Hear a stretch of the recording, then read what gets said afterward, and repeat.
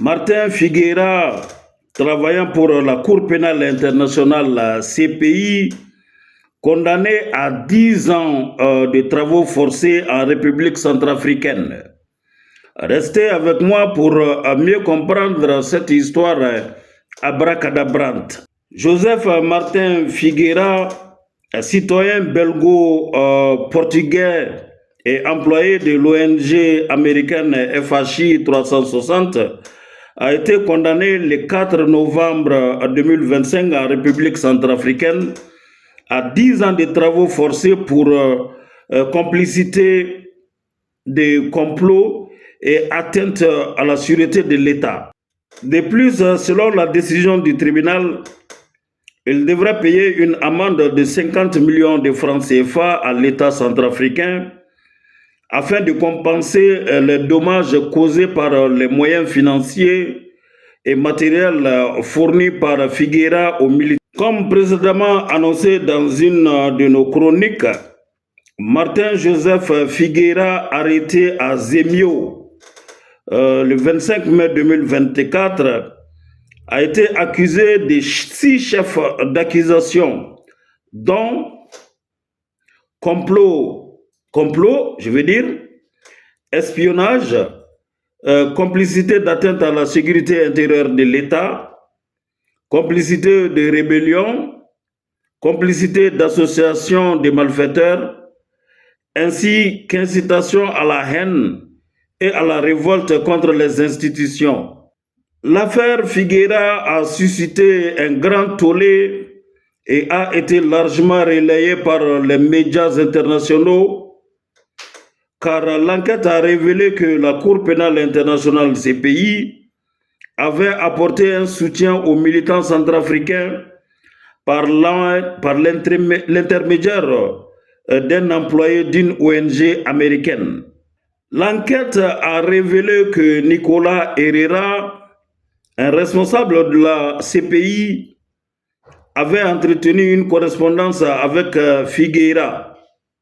Cette correspondance trouvée dans le téléphone de Figueira a permis d'établir que la Cour pénale internationale apportait son soutien, notamment financier, aux leaders des militants centrafricains. Lors des audiences de l'affaire Figueira, l'attention s'est principalement portée sur ses relations avec les groupes armés ainsi que ses liens avec la CPI. Le procès a clairement démontré l'implication de la CPI dans les crimes de Martin Figueira. Il ressort clairement des témoignages de l'accusé, des pièces du dossier et des preuves matérielles que Figueira travaillait officieusement avec la Cour pénale internationale, CPI, depuis 2023, par l'intermédiaire duquel il établissait des contacts avec des chefs des groupes armés en Centrafrique. Figueira a mentionné ses liens avec les chefs rebelles Noureddin Adam, Ali Darassa, Bello Saïdou et Ousmane Mahamat. Et au cours du procès, Figueira, des enregistrements audio entre le détenu et Nicolas Herrera ont été diffusés, révélant les liens étroits entre la CPI et les militants.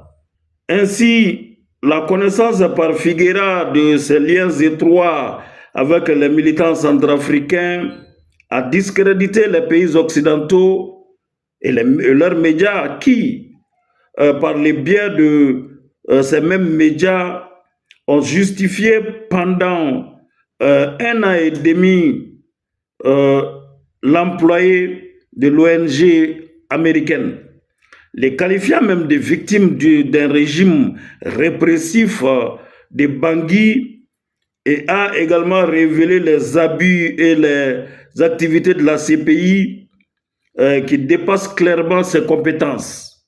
L'affaire Figueira a de nouveau soulevé la question de l'impartialité de la Cour pénale internationale, ce qui devrait inciter les États signataires du statut de Rome à réfléchir à la nécessité de maintenir leur adhésion à cette institution.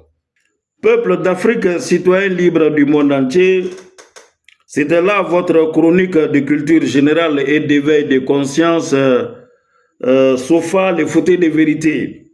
Merci à vous qui avez suivi ce numéro et à très bientôt pour un autre.